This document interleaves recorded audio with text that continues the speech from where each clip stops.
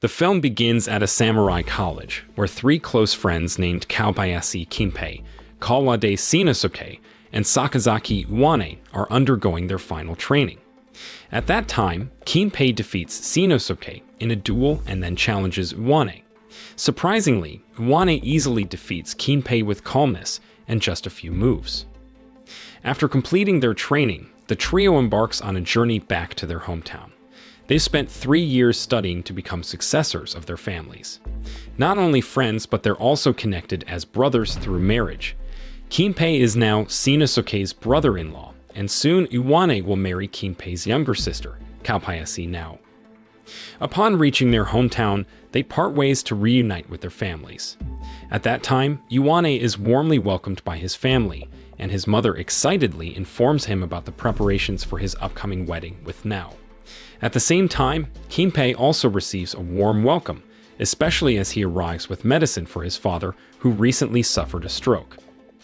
As Shinosuke was on his way home, a stranger approached him urgently. The man insisted that Shinosuke follow him. Confused, Shinosuke agreed, and they ended up at a place called a brothel. There, the man revealed shocking news. Shinosuke's wife, Mei, was involved with another man named Kawai Hisataka. The man claimed that Mei no longer wore the hairpin Shinosuke had given her, but instead, she now wore one given by Hisataka. Stunned by this revelation, Shinosuke rushed home to find out the truth. When he arrived, he saw Mei wearing the tortoiseshell hairpin as described by the man. Heartbroken and feeling betrayed, Shinosuke took a drastic step. He ended Mei's life with his katana, unable to bear the pain of her betrayal. Shortly after, Kinpei received devastating news from Shinosuke's servant that Shinosuke had taken the life of Kinpei's younger sister. Filled with anger and rage, Kinpei hurried to Shinosuke's house, where he found his sister lying lifeless. Anger boiled within him as he confronted Shinosuke, demanding to know why he had committed such a heartless act against Mei. Shinosuke then confessed the truth about Mei's affair with Hisataka. Kinpei was furious, feeling that Shinosuke had acted rashly based on the words of a drunken stranger without verifying the truth with Mei directly. Before the situation could calm down, Shinosuke's uncle showed up from the house, seemingly don't agree towards Kinpei for blaming Shinosuke. As tensions escalated, Shinosuke's uncle moved to attack Kinpei. Reacting swiftly, Kinpei wielded his katana and struck down Shinosuke's uncle. Shinosuke was stunned by Kinpei's actions, unable to accept that Kinpei had taken the life of his uncle. In response, Shinosuke presented evidence of Mei's cheating. It was a hair clip that Shinosuke's uncle had given him as proof of the betrayal. But there, Kinpei clarified that the hair clip had been missing for quite some time. In fact, Mei had been searching for it eagerly. To welcome Shinosuke back from college, she decided to purchase a tortoiseshell hair clip at the market, hoping to look beautiful for her husband. After saying that, Kinpei intended to take Mei's body home, but Shinosuke objected, leading to a heated confrontation. Eventually, Kinpei, overcome with frustration, struck Shinosuke down with a single stroke of his katana. The tragic incident sparked an emergency meeting among the clan's leaders. They deemed Kinpei guilty of breaking the rules and ordered his immediate arrest. Meanwhile, Iwane learned about Shinosuke's death at the hands of Kinpei. His younger sister, Sakazaki Io, revealed that Hisataka had harbored feelings for Nao and had persistently pursued her. Aware of this, Mei had sent a letter to Hisataka, urging him to cease his advances towards Nao, who was soon to be married. Soon after, Hisataka responded to Mei's letter and entrusted it to Shinosuke's uncle. Following this exchange, rumors about Shinosuke's wife's affair with Hisataka began circulating in society. Back in the present, while Io and her older brother were talking, their father rushed in with alarming news that Kinpei had gone to Hisataka's house and committed a terrible crime. Upon hearing this, Iwane immediately prepared to leave. He entrusted a wedding gift to Io, instructing her to give it to Nao if anything happened to him. When Iwane arrived at Hisataka's house, he found it surrounded by security officers. Inside, he discovered Hisataka and several officers dead. They had fallen victim to Kinpei's violence during his attempt to escape arrest. Seeking permission from the head of security, Yuane entered the house to reason with Kinpei. Once inside, Yuane located Kinpei in one of the rooms. He pleaded with Kinpei, explaining that there was no need for further bloodshed. However, Kinpei emerged from the room, covered in the blood of his victims, and challenged Yuane to a duel. Despite his hesitation, Yuane accepted the challenge, preparing for a fair fight. Because Yuane didn't want to hurt his friend, he defended himself instead of attacking Kinpei. But Kinpei seemed determined to harm Yuane, so he had to use a move with his sword that ended up defeating Kinpei in one go. After that, Yuane felt really sad and guilty for defeating Kinpei. On the other hand, Nao, who was going to marry Yuane, was also really upset when she heard that Yuane had defeated her brother. Because Kinpei was supposed to be the family's next samurai leader, Nao and her family were kicked out of the clan and the city. Later on, Yuane started working at a restaurant as an eel cutter because he didn't want to stay in one place after what happened with Kinpei, who was his best friend. Meanwhile, Io met Nao on a bridge to give her a gift from Yuane that he left before going to see Kinpei. When Yuane got back to his rented room, the landlord, Mr. Jinbei, told him that being an eel cutter didn't match his skills and the pay was too low for him to afford the rent. Because of that, Jinbei took Yuane to apply for a job at Imazoya, a place where people exchanged gold and silver coins and also hired bodyguards for protection. When they arrived, Jinbei introduced Yuane to Shumen, the manager. However, Shumen explained that they had already hired 4 new bodyguards. Shortly after, Okan, Jinbei's daughter who worked at Imazoya, scolded her father for bringing an eel cutter to apply as a bodyguard. She insisted they leave immediately. But just as they were about to go, a group led by Bishaman no Toguro arrived, causing trouble with their silver coins. At that time, Shumen checked the coins Toguro brought and declared them fake.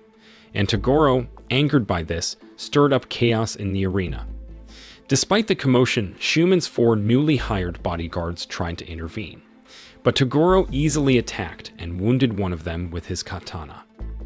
In the middle of all the chaos, Hichiman, the owner of Izumo, showed up. At the same time, Toguro brought in a hired samurai to fight against Izumo's guards.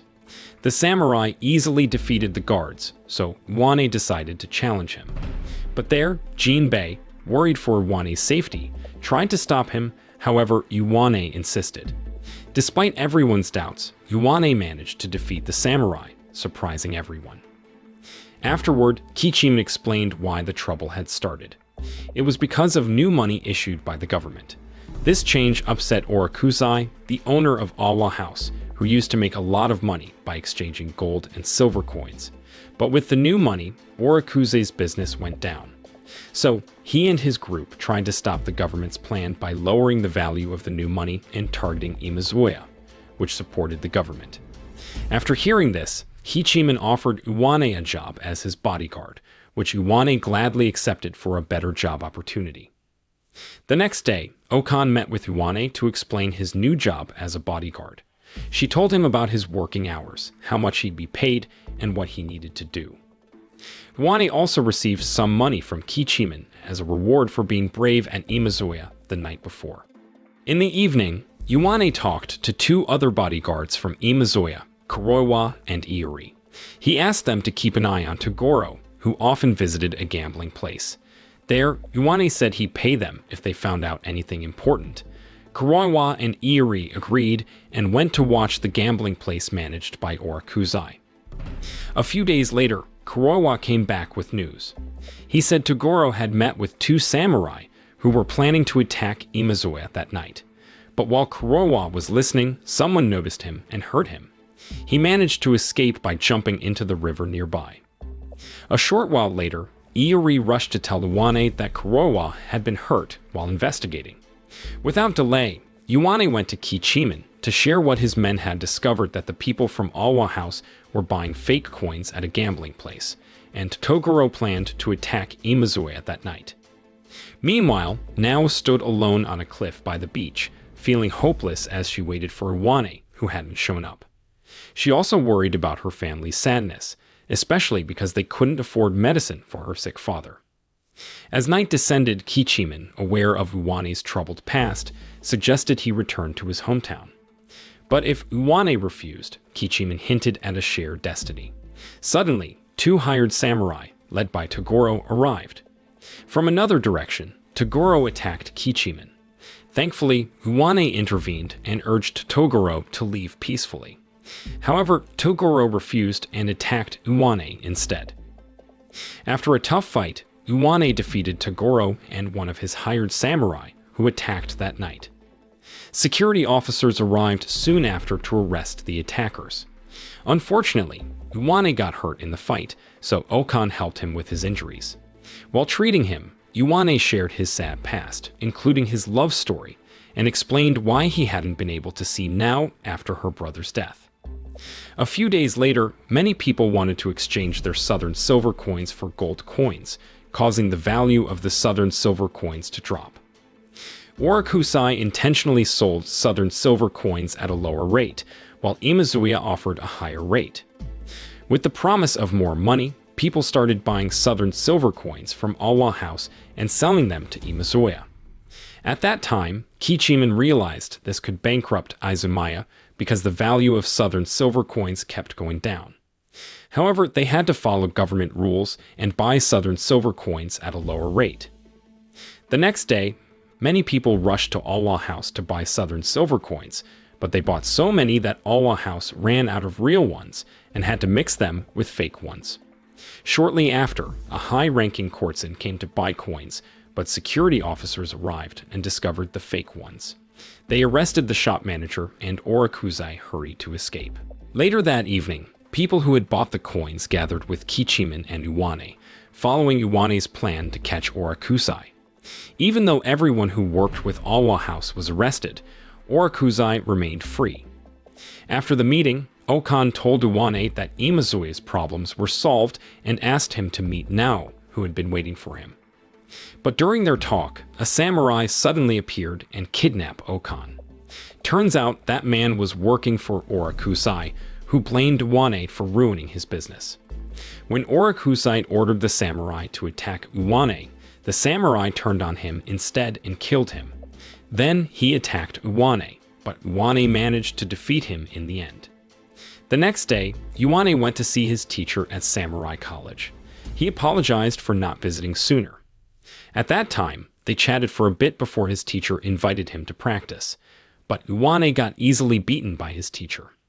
After the practice, his teacher gave him a letter from a famous brothel nearby. Surprisingly, it was from Nao, who confessed her love for him. Nao explained that despite her family had been kicked out of the city and Kinpei was killed by him, she still loved Uwane. And because her family was struggling, Nao had decided to become an oiran, a high-class courtesan. She knew they couldn't be together, but she wanted Uwane to know she was still in the city. Not long after, she would move to another city. After reading Nao's letter, Uwane hurried to find her amidst the Oiran parade, signaling her departure to another city. Finally reaching her, Uwane called out to her. At that moment, Nao calmly turned around, kissed the gift Uwane had given her before, and continued her journey. In the end, Uwane asked Jinbei to help him find a job because he was running out of food. Just then, Okan approached and told Uwane that Kichiman wanted him to come back to work at Izumaya. Excited, Uwane packed his things with Okan's help. As they walked together towards his new workplace, they seemed happy, hinting at their growing affection for each other. The film ends. The moral lesson from this film is when love letters lead to lost jobs, just remember never underestimate the power of a good resume and a supportive friend with snacks.